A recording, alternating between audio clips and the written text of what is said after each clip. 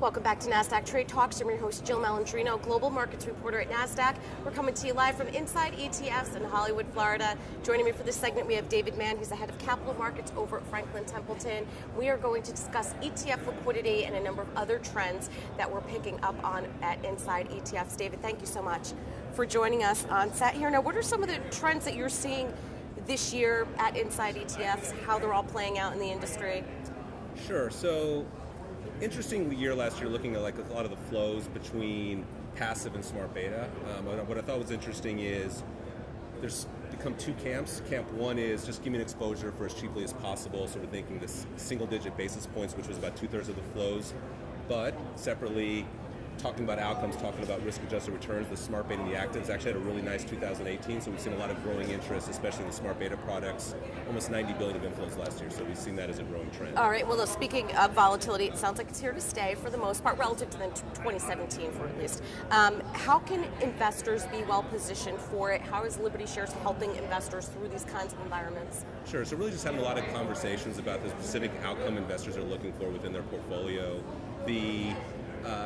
Investors like ETFs, they like indexes, and so it's really been talking about, I want to manage outcomes, I want to manage upside downside capture, really take a little bit of risk off the table while staying invested. So, really a lot of our conversations have been, I like your lineup, I like tracking an index, but give me something different than just the usual market cap weighting. So it's been interesting to have those conversations, and actually the performance has really borne it out.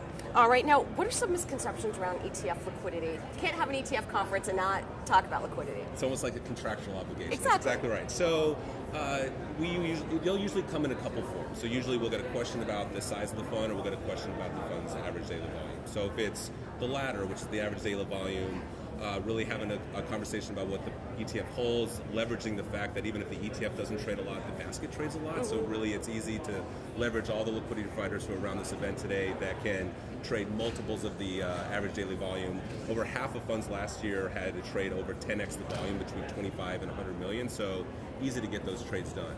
With AUM, similarly, if it's a liquidity story, we can talk about that, but oftentimes it's just making sure if they want to talk about percent ownership, but once again, walking through why they can still do it even if the funds are small. It sounds like the liquidity story is getting a little bit better.